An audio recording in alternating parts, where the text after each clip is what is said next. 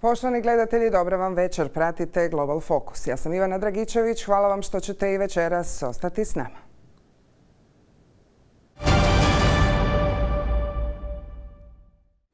Upravo je u tijeku izvanredni virtualni samit Europskog vijeća posvećen pandemiji koronavirusa. Broj slučajeva u Europi raste, a predsjednik Europskog vijeća Charles Michel traži odlučnu akciju na europskoj razini temeljenu na testiranju i praćenju kontakata. Budući da cjepivo protiv COVID-19 prema riječima predsjednice Europske komisije Ursule von der Leyen neće biti dostupno u najboljem slučaju prije travnja sljedeće godine, Europska unija stavlja naglasak na brze testove i učinkovite te interoperabilne aplikacije za praćenje kontakata. Francuska od sutra ulazi u lockdown, Njemačka u djelomični. Svuda u Europi najveći rizik jest od preopterećenosti zdravstvenog sustava. Dok je posjet bolnici belgijskom ministru zdravstva doveo suze na oči na ulicama talijanskih gradova, desnica se proteklog tjedna vičući sloboda sukobila s policijom. Donc, ce que j'ai vu ici, c'est très douloureux. Je trouve ça très choquant. Oui, c'est dur, c'est dur. Donc je crois que les gens qui travaillent ici ont ce qu'ils font est invraisemblable. On est complètement HS et nous on fait ça pour des gens qui nous sont inconnus, mais parce que c'est le frère, la maman, le papa de quelqu'un d'autre, et donc on le fait. Et nous, à côté de ça, on ne voit pas nos propres parents pour les protéger, et il y a des gens qui ne comprennent pas ça. On va en arriver à ne plus savoir soigner et sauver des gens parce qu'on manque de bras. Simplement parce qu'à la première vague, les infirmières étaient encore fraîches et disposes. Ici, elles ont passé la première vague, les vacances se sont passées bof-bof. Et là, on est reparti pour une deuxième vague qui est pire que la précédente.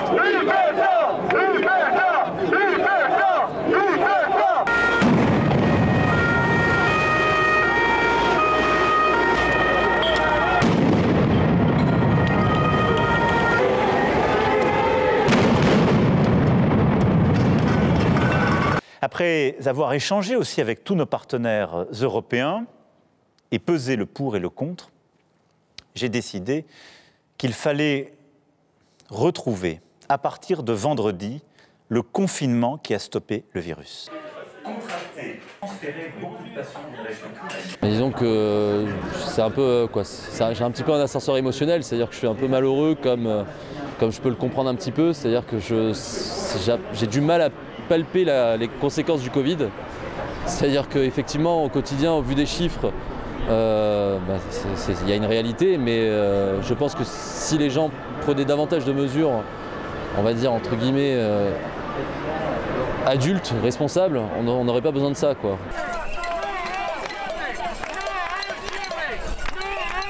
La situación es nefasta, es decir, negocio cerrado, impuestos teniendo de pagar impuestos, los trabajadores que no cobran los ERTES, nos dicen que hay ayudas, que dan 40 millones de euros en ayudas, que es una miseria, porque no tocan ni a 1000 euros por restaurantes.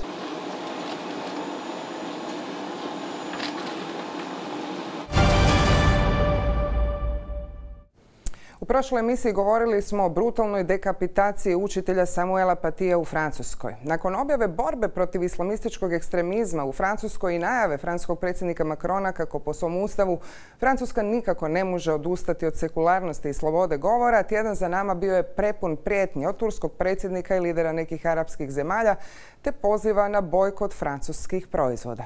A jutros u Nici novi horor. Napadač je u crkvi Notre Dame dekapitirao jednu ženu te ubio još 2 ljudi, među kojima i svećenika crkve. Macron je odmah došao na lice mjesta, osudivši islamistički teroristički napad i poručio da Francuska nikada neće popustiti. Predstavnici Muslimanskog vijeća Francuske zgroženi napadom kažu kako ih ekstremisti žele držati kao taoce i izražavaju solidarnost sa žrtvama, te od svih muslimana u Francuskoj traže da u znak pijeteta i solidarnosti otkažu proslavu Mevluda, blagdana koji slavi rođenje proroka Muhameda.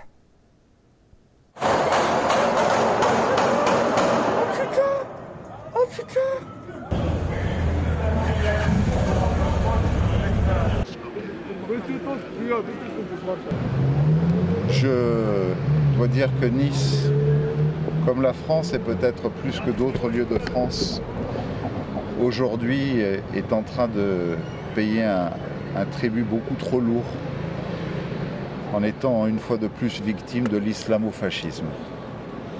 Il ne fait aucun doute que l'auteur de ces actes, qui n'a cessé de répéter en boucle devant nous Allahu Akbar alors qu'il était médicalisé sur place, quel était le sens de son geste, sa détermination, et au moment où parmi ces trois victimes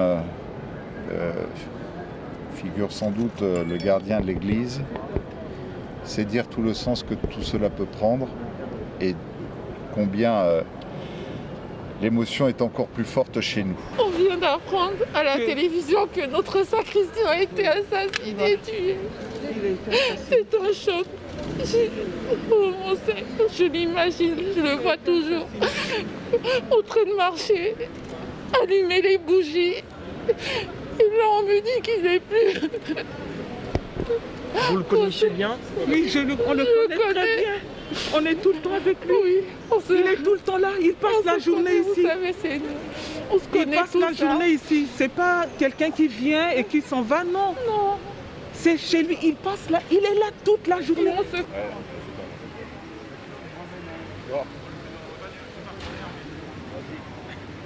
Nous vivons cette situation de la manière la plus révoltée. Nous sommes révoltés de ce qui se passe.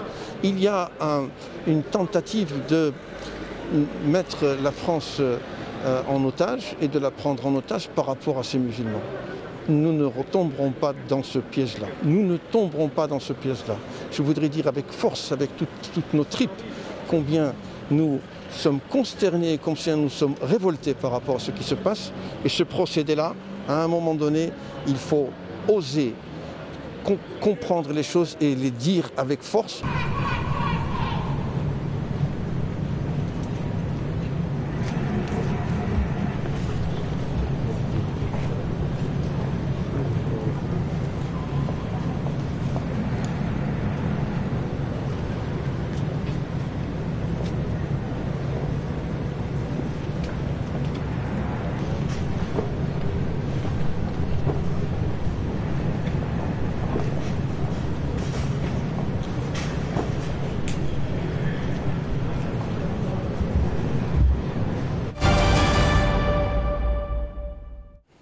Poljski ustavni sud prošloga je tjedna presudio da je pobačaj po osnovi fetalnih defekata protivan Ustavu. Vladajuća stranka Pravo i pravda nječe svoj utjecaj na presudu, iako su njihove reforme poljskog pravosuđa uzrokovale optužbe u zemlji i inozemstvu o tome da ruše demokratske norme i vladavinu prava. Iste kritike stižu od Vijeća Europe i nakon ove presude vezano za restrikcije prava na pobačaj. Liberalna i ljeva oporba izašle su na ulice sa znakom munje na licima i transparentima kao znakom otpora odluci. Konzervativne udruge slave, kažu, svoj uspjeh. Panie posłanki, proszę opuścić mównicę. Gdzie my to mamy? Pani poseł Schering-Wielgus, zwracam pani uwagę, że zakłóca pani obrady Sejmu.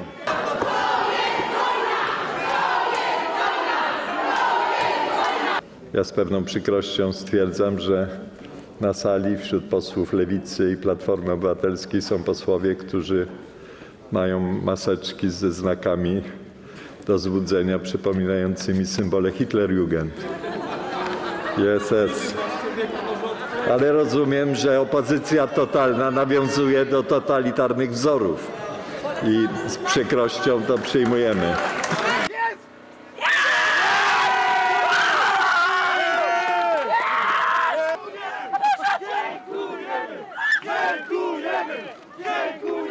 Dzisiaj Polska jest przykładem dla Europy, jest przykładem dla świata. Szanowni Państwo, nie tkwimy w konieczności dziejowej, która by nakazywała marsz w lewo i stopniowe zwiększanie dostępności do mordowania ludzi. Nie tkwimy w takim determinizmie. Jest możliwa ochrona życia, jest możliwe regularne działanie pro-life, które przynosi efekty.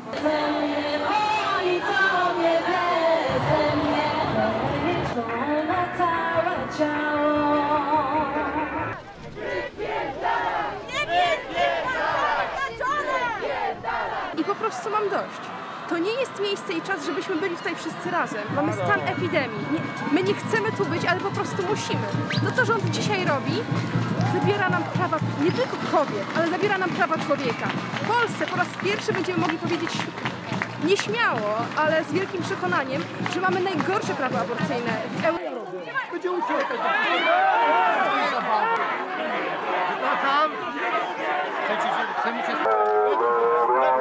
Proszę nie podchodzić do policjanta, nie naruszać jego... Trzeba się temu, jeszcze raz powtarzam, przeciwstawić. To obowiązek państwa, ale także obowiązek nasz, obowiązek obywateli. W szczególności musimy bronić polskich kościołów. Musimy ich bronić za każdą cenę. Wzywam wszystkich członków Prawa i Sprawiedliwości i wszystkich, którzy nas wspierają, do tego, by wzięli udział w obronie Kościoła. W obronie tego, co dziś jest atakowane i jest atakowane nieprzypadkowo.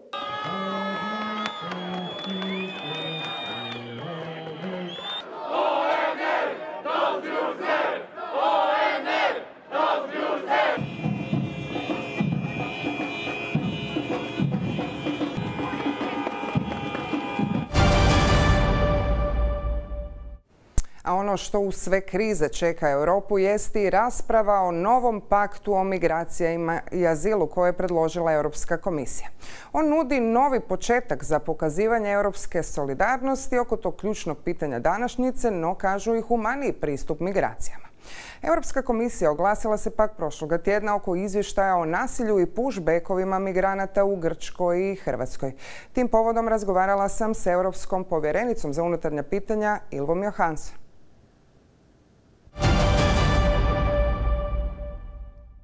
Ms. Johansson, welcome to our program. Thank you.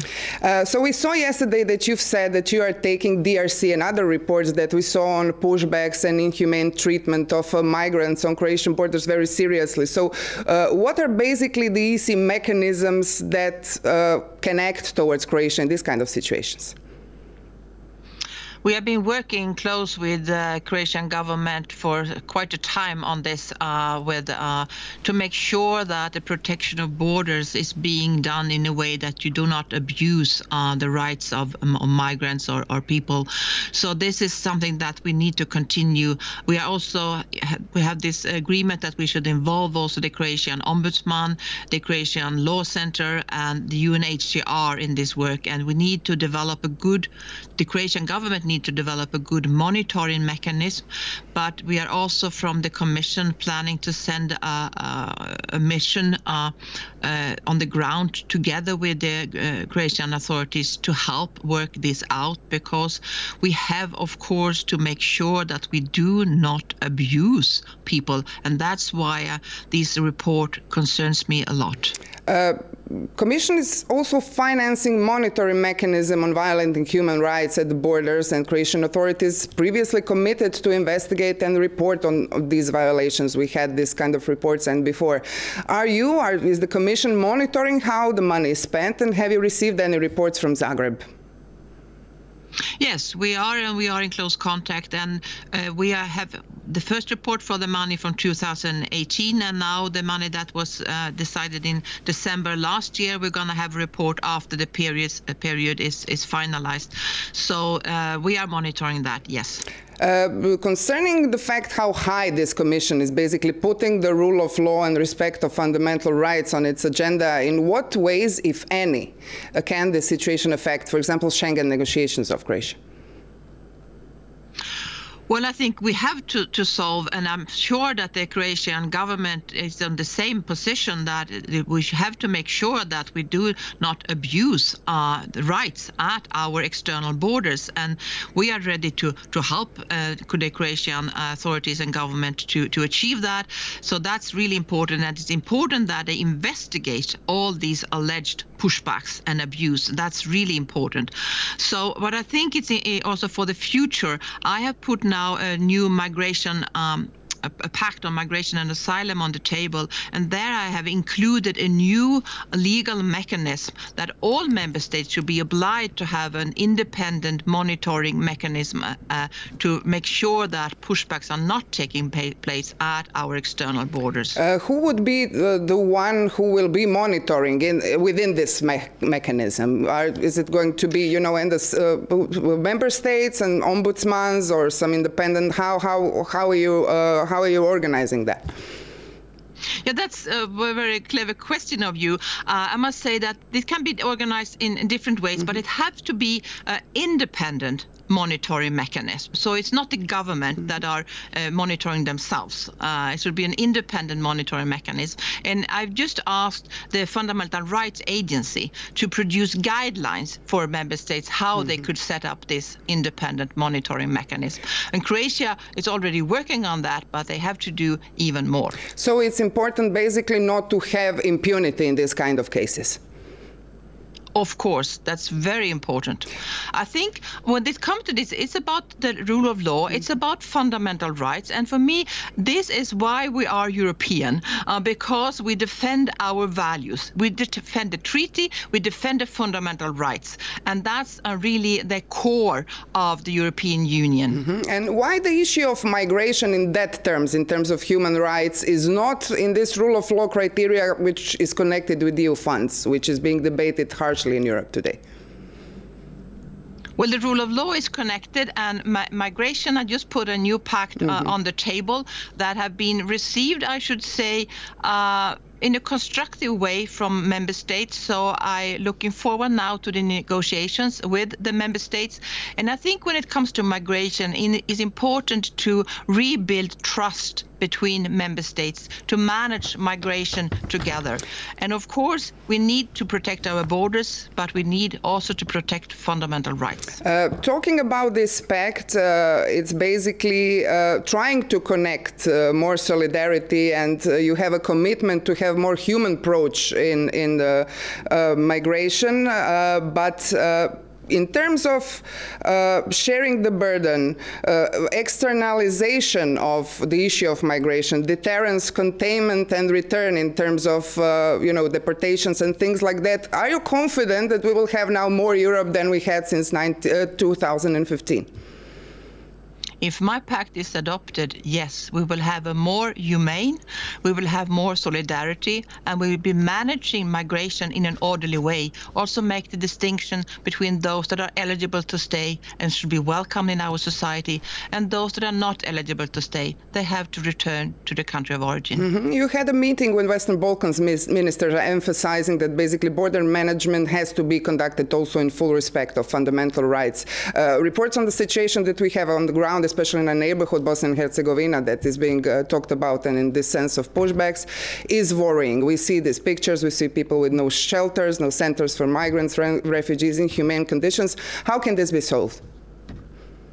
Well, the Commission is we are ready to help and support, and that's what we discussed. It was yesterday we had this ministerial meeting, and also it's not only about managing borders, it's also about managing migration, and to have in place proper asylum processes, to put in place proper reception facilities so that people should not live under unacceptable circumstances, and also to help the Western Balkan partners with returns. So we were talking about a huge package of support that we are ready to develop together with the Western Balkan partners, but it's also important that they prioritize this area, because they have they would like to be members of the European Union, and that's why we need to manage migration more aligned, also in the Western Balkan partners, aligned with the acquis of the European Union. And just shortly, we have a little time, 2 short questions. First of all, so you are basically also waiting for ombudsman and NGOs to bring their know-how in this process on the borders. Yes, I think it's important, and that's why we need to work close with the Croatian authorities. But I think it's obvious that we need to continue developing the managing of the borders to make sure that no abuse takes place. And for the end, one question which is also basically in your portfolio, and we are witnessing it all across the continent, it's radicalization, organized crime, social media factor regarding the issue are the thing basically is trying to fight really hard. And an important factor in this radicalization is that people often feel left out, discriminated, they're being caught into some networks or act alone. Some of them are your citizens, others are those who see you as their promised land but are facing mistreatment. So what's your message to you member states, what they have to do in that regard? Well, they have to do a lot when it comes to prevent radicalization. Of course, inclusion in society is important. It's important to avoid new gaps between people, especially now when we have this economic crisis after or during the pandemic. But it's also important to monitor and to help fighting for fake news and the kind of narrative that are being built, especially in social media and internet, that are using, for example, the COVID situation to put narrative that are very dangerous and put hate into the mind of people. So I think that you need to prevent radicalization in many aspects, and you need to very much involve all those that are working, in schools and social workers, police, men and women in this work. Commissioner Johansson, thank you so much for your time, for being with us at N1 TV. Thank you. Poštovani gledatelji, vi dalje pratite Global Fokus. Slijedi kraći reklamni blok. Ne mijenjajte program, uskoro smo ponovno s vama.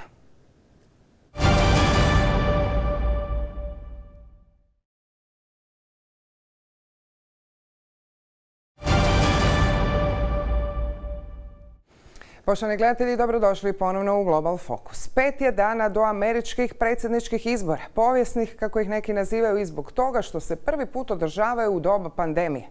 COVID-19 u fotofinišu jedna je od gorućih tema kampanje.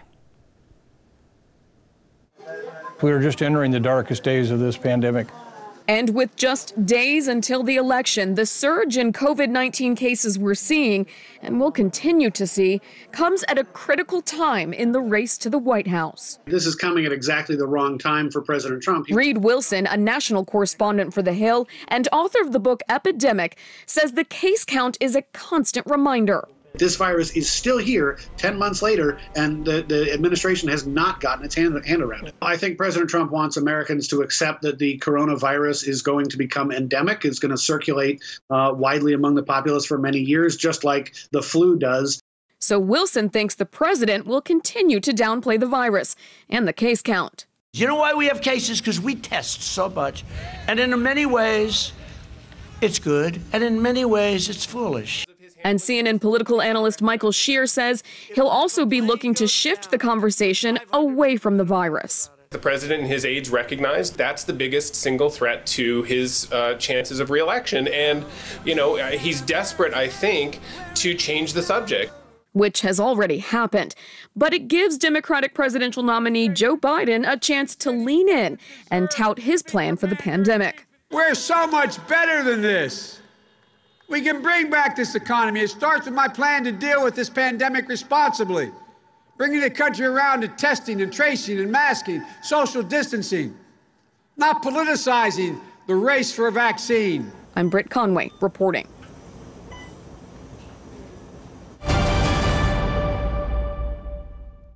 A Hrvatsku je krajem mandata ove administracije početkom ovog mjeseca posjetio američki državni tajnik Mike Pompeo. Prvi je to američki šef diplomacije koji je posjetio Hrvatsku nakon Hillary Clinton 2012. O bilateralnim odnosima Hrvatske i SAD-a hoće li se što mijenjati te angažmanu Sjedinjenih država u regiji razgovarala sam s američkim veleposlanikom u Hrvatskoj Robertom Kohorstom. Ambassador Kohorst, thank you so much for this interview. Well, thank you for having me today. Who would have thought? We are now sitting, it's October, we're sitting in the garden. We have the pandemics. When you were arriving in Croatia, it was not in the wildest dreams of any of us in the world. So basically, how is the embassy coping with the pandemic? Well, it's been a strange 9 months since the pandemic hit, but the embassy is doing well. Surprisingly, we are very active on many of the issues that relate to the partnership between Croatia and the United States. We're doing social distancing. We're wearing masks in the embassy. We're going to A and B teams to separate the people. So things are well. Everybody's healthy in the embassy, and we're open for business. We are now, just waiting for the elections in the United States. We saw the first debate. You are somehow critical as everyone because it was a really tough match, if I can say. We had the last one. What were your thoughts? You were watching it. Well, the first debate was messy, and we can do better. And I think that both candidates did much better in the last debate. They answered the questions, they responded with their positions, and I think helped Americans decide who is their best candidate. Talking about U.S., and we will talk about, of course, bilateral relations with Croatia, but also its role in the region. In recent years, people often talk about, multipolar world, geopolitics being back in the game. And when they discuss this region, they say, well, maybe U.S. was a little bit out of it. What would you say to them? I think they're partially right. We were a little bit out of it. I think we took Croatia for granted as a good partner. That's turned around. We've seen in the last 2 years significant visits from top cabinet officials here to Croatia.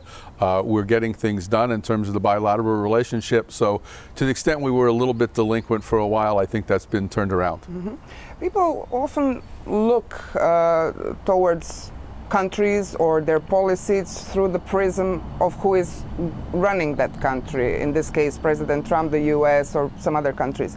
But US policy has always been very clear and on the same side. That was the message I remember 24 years ago when the delegation of Secretary of Trade Mr. Brown came to Dubrovnik, and unfortunately we had this terrible tragedy happening, and it was also the same message of Secretary Pompeo when he arrived here. So that's rule of law, free market, and democracy. These are basically fundamental values that the US is pursuing in doing business and in doing its, foreign policy in its embassies around the world. How would you say that this rule of law concerning the business side is going on in Croatia at the moment? Well, first of all, we do have common values, and that's the most important part in any relationship to make it enduring. We both countries believe in freedom, prosperity, peace, individual liberties, and so that's really valuable. Croatia is a stable country in an important region of the world, and it's a place where more and more Americans can do business. But Croatia still needs to make some reforms in their judiciary, in their rule of law, in their bureaucracy. But the country's working on it, and so I feel optimistic that it's moving in the right direction. And I think we always have to step back and remember the United States has been at this for 200 plus years, and we get it better. We don't get it right perfectly, but we get it better every day. Croatia gets it better every day, but it's only got 25 years. So I congratulate Croatia on the progress it's made, and strongly encourage the government to continue to make changes as quickly as possible. You are a political appointee, a political ambassador, but you came here with a very clear agenda. When you arrived, you said, I want to, do something more about the business, energy sector. I want to do something about visa waiver program and the double taxation agreement. We hear now, your mandate is coming to the end, that there has been significant progress on two of these subjects that were very important, that is visa waiver program and double taxation. So are you satisfied at the end? I'm very encouraged without being completely satisfied. We've made great progress on visa waiver and double tax, probably even more so than I could have expected, but it's been terrific. I'm not fully satisfied because we're not completed. So making steps is very important, but now we need to not lose focus. We need to redouble our efforts and make sure we finish both projects, and I think both of them can be done in the short term. That's not in a month or two. It's going to take a little longer, especially with the pandemic. But both sides are working aggressively and diligently to achieve these goals, and I'm very encouraged by that. You've started your mandate with very harsh criticism towards Russia's influence here, especially in the energy sector with Ina Mol's story. And we know how much of the emphasis the current administration is putting to energy security from this initiative, 3Cs initiative, to making Europe in a way understand that energy policy is something very important. Are you satisfied now with the LNG project and everything that U.S. kind of was putting on the agenda here?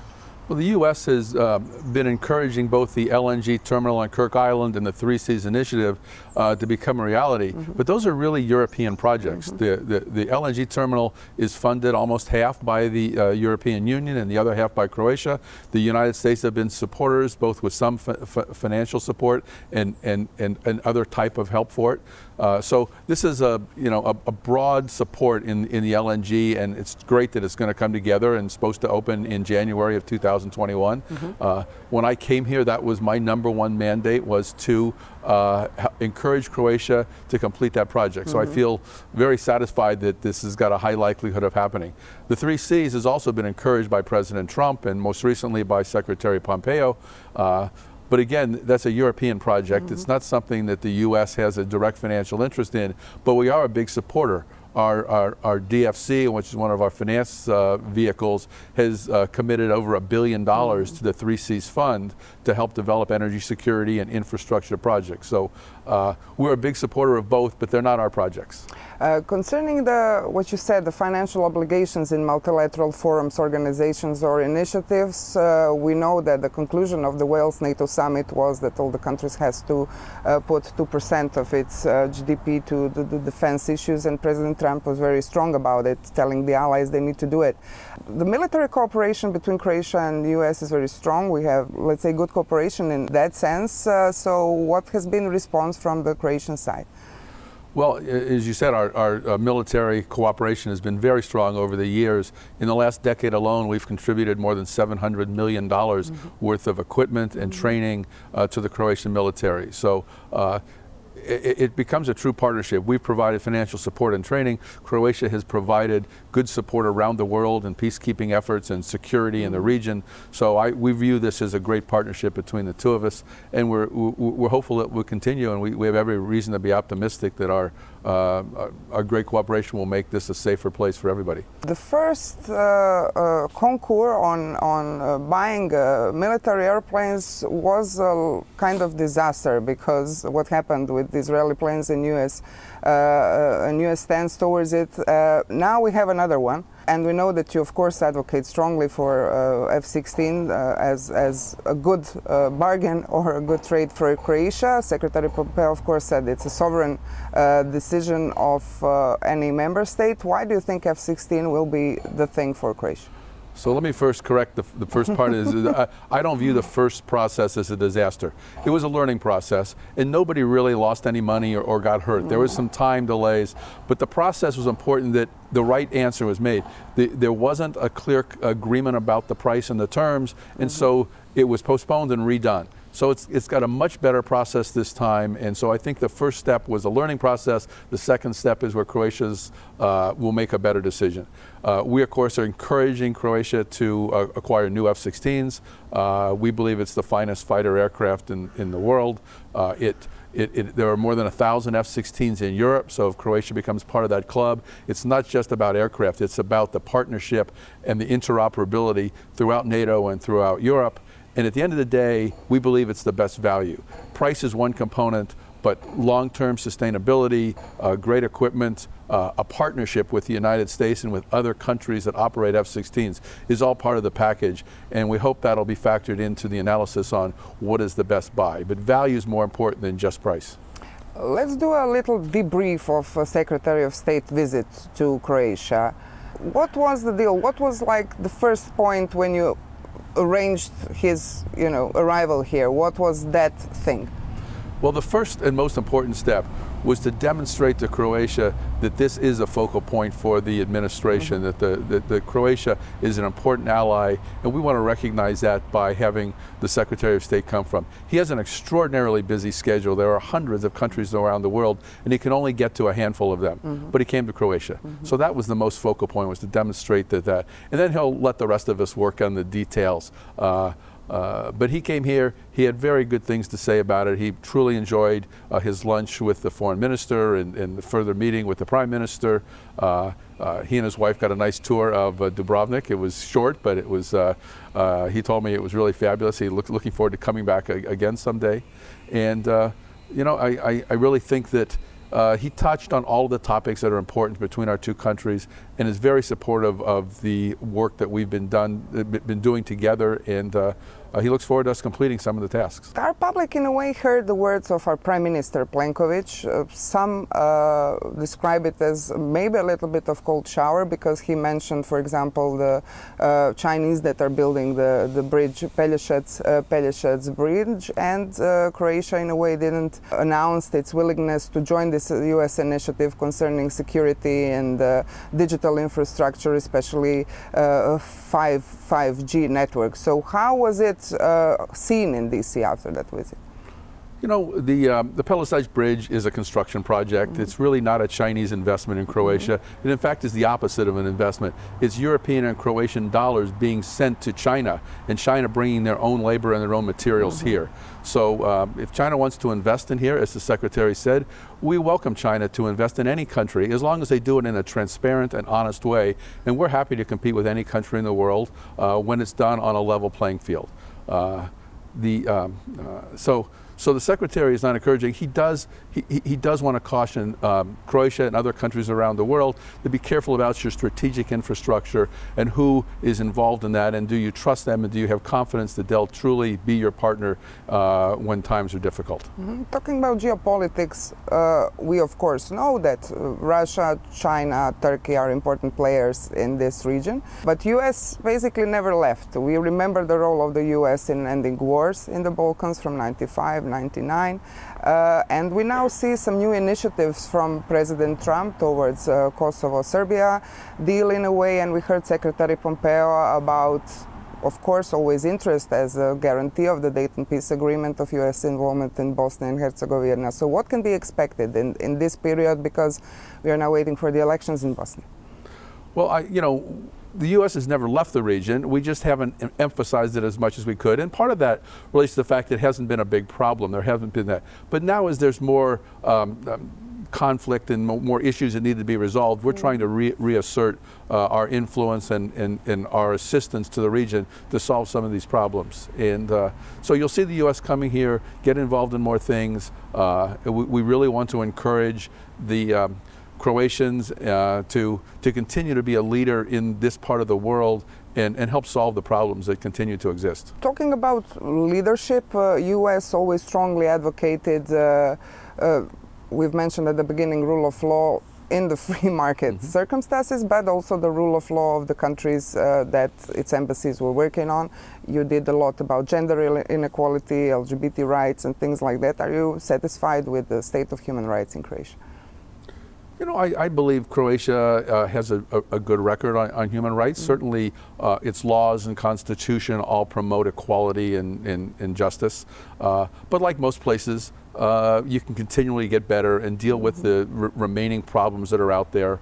And so overall, I think Croatia has done a good job with the human rights. But like everywhere, we've got to continue to fine-tune it to make sure that we root out all problems of injustice. Another thing which was very important for you, I remember I talked with people who are responsible for that in State Department, is the restitution or returning the property of the victims of the Holocaust of the Jewish community. Are you satisfied with that? Holocaust restitution is an ongoing process. It's a very difficult issue, very painful part of much of the history of Europe. And so, no, we're not entirely satisfied. We would like Croatia to do more. They are working on it right now. We're having ongoing conversations about ways that the issue can be resolved. But it's a process that's going to take some time, and we're hopeful that Croatia will continue to keep the focus on getting it and do what's right for people who suffered such injustice years ago. What would you say is the thing that you wanted to do here, but you didn't finish what you meant to do? You know, when I came here, they told me the #1 task was Kirk Island, so that's done. Number 2 and 3 were visa waiver and tax treaty. Those aren't done, but they're in process to encourage Croatia to continue to fulfill its 2% commitment in NATO, and Croatia has done that. So a lot of the things have been done. So I really would say that the focus is to continue to see progress on the business environment. Croatia is a safe place. It's an educated population. It's part of the EU. It's a place where more American companies should do business. And I would really like to see the environment to be more favorable. That being said, there are more than 100 U.S. companies that do business here with 7,000 employees and almost $1 billion of investment capital. And so that's encouraging that we do have a good base, but there should be more. And we also have a robust trade. We have almost $2 billion of trade between the U.S. and the United States. And what's interesting is that trade is about even between imports and exports, so both countries benefit. Other countries maybe have significant trade with Croatia, but it's imbalanced, where it's mostly imports from the country into Croatia, which have much less value to the Croatian economy. When are you leaving Zagreb? Do you know? No, I don't. I don't know. You know, most State Department employees work 3 years in a country and then move on. It'll be 3 years for me in January of 2021. So I would expect sometime in the first quarter I'll go home. And you know, my wife and I have enjoyed this experience tremendously. Croatia has been a wonderful environment. The job is terrific to represent my country. But it's time to go home and play baseball with my grandson and play with my granddaughter and get back and re-engage with our family in a much more daily method. You said Croatia has to do more about, you know, making this business environment more open and more transparent. That's my word. If you were to leave diplomacy, and if I was in position to engage you or employ you as a consultant, so what would be the points that you would advise to Croatia finally to change? We know how much obstacles we still do have. Well, in addition to all the things we've talked about and making structural changes, the one thing I would encourage Croatia to do that they haven't done as aggressively as I think they could, and that's to go out and sell the country. It's one thing to have a great environment, but you have to tell your customer about it. And I think Croatia could do a more aggressive job in hiring some people around the world to go out to America, to go out to other places and sell the benefits of Croatia to them, because people want to come here, but sometimes you don't know it's here. And what are those benefits that it should sell? Well, you know, you've got an educated workforce, you've got a safe country, you've got geographically in a good location, you're a gateway to the EU. Those are all valuable things for companies in lots of industries, whether it's manufacturing or services. And so you've got the fundamental cores of a solid business. You just go out and have to tell people. Talking about selling the country in a way, are you satisfied with the image of the U.S. in Croatia and in Europe? Well, I think people throughout Croatia and throughout Europe recognize that the United States is the leading country in the world that advocating peace and freedom and equality. And so to the extent we have common values, it's really easy to have a good image. You know, we have in the last couple of years focused more on you know, correcting some problems that existed in the past in the U.S. The U.S. needs better trade agreements. Some of the trade agreements, as we've described it, have not been fair in our view. So we're trying to renegotiate things to be more even between, whether it's with China or Russia or the EU. We want to have a balanced approach because that's the way partners have long-term relationships if it's fair for both sides. So the U.S. is all about creating relationships. We just need to renegotiate some of the existing relationships. Is U.S. interested in investing in tourism sector? We know that that was something that you were also putting emphasis on. Well, yes, there are some American companies that have come here. Some of them have complained about the bureaucracy makes it difficult. Some of your real estate laws and title issues make it difficult or untimely compared to what it's like in the United States. So there's some burdens to do it, but I have talked to a number of U.S. companies who would like to come here and like to invest. It's just going to take some time. Corruption? You know, corruption is really all about transparency, and I'd like to see more and more transparency here in transactions, and that will reduce corruption. You know, corruption exists everywhere to some degree. Croatia has some of it, but it's not a game breaker for people coming to invest here. But it's something every country needs to be attentive to, and when you find it, you need to take care of it and remove it. All eyes will be on the U.S. on 3rd of November, of course, and people always speculate how will or in what sense the foreign policy will change. We saw how Trump administration worked in terms of trade, which was very important, of course. We're still waiting for the free trade agreement between U.S. and the EU, for example. And, of course, foreign policy towards the region. Do you think something fundamentally will change? If, of course, there'll be a change of government, or... You know, if there is a change in government, I don't see a radical change in the U.S. policies toward Croatia. Much like when Donald Trump came in as president, I don't think there was a radical change in the policies between Croatia and the United States. Again, we go back to fundamental values. If they're there, we'll work out the details. We may disagree about policies and things that, while they're important, they're not the most critical aspect. It's, do we believe in the same fundamental values of life, liberty, and the pursuit of happiness? And I think both of our countries really want to do the same thing. Ambassador Kohorst, thank you so much for this conversation. My pleasure. Thanks for having me today. Bye.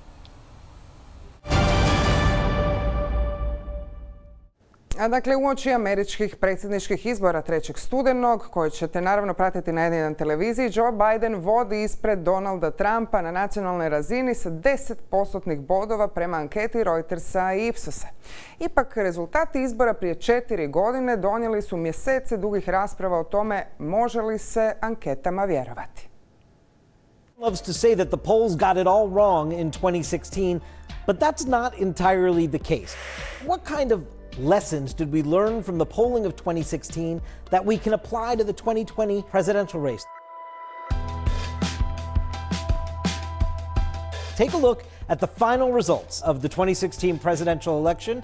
Hillary Clinton had some 3 million votes more than Donald Trump. The polling leading up to the election told that story. Across the last 4 months of the election, Hillary Clinton at 47%, Donald Trump at 43%, well within this margin of error of 2.5 to 3.5 points. Pay attention to this. These numbers are not exact, and you need to think about that error margin as you're thinking about each candidate's number in a poll when you read it. Take a look at Michigan. Michigan is a state that Donald Trump won by a razor-thin margin. But what were the final polls saying about Michigan in the lead up to the election? Hillary Clinton 42, Donald Trump 38. This is at the margin of error. This poll should be seen as it's anybody's game. The other thing to note here, of course, is the huge undecided. Add up 42 and 38, you get 80%. There's 20% more of the electorate out there. And what we know from the exit polls is that late deciders broke to Donald Trump, specifically in those critical states of Pennsylvania, Michigan, and Wisconsin. What I want to show you from the 2016 exit poll is look at Donald Trump's advantage with whites with no college degree. They were 34% of the electorate. That's a big chunk. And he wins them overwhelmingly. But it's in this category that you have to be on the lookout for in 2020 polls. Are the polls properly weighting for education? There's a paragraph in every publicly released poll by a neutral, valid polling organization that tells you how the interviews were conducted, how many. It's really important to look for polls that are polling 65% or higher on cell phones. Obviously, that's how most people are responding. The news in any poll you want to look for is a change over time. What is the trend? Take a look just at the 2020 Democratic primary polling over the course of this year, starting even in 2018. What's the story that these numbers tell? So you want to look for trends when you're looking at polling, as opposed to weighting everything into just one poll, one day, that just really is just a snapshot in time.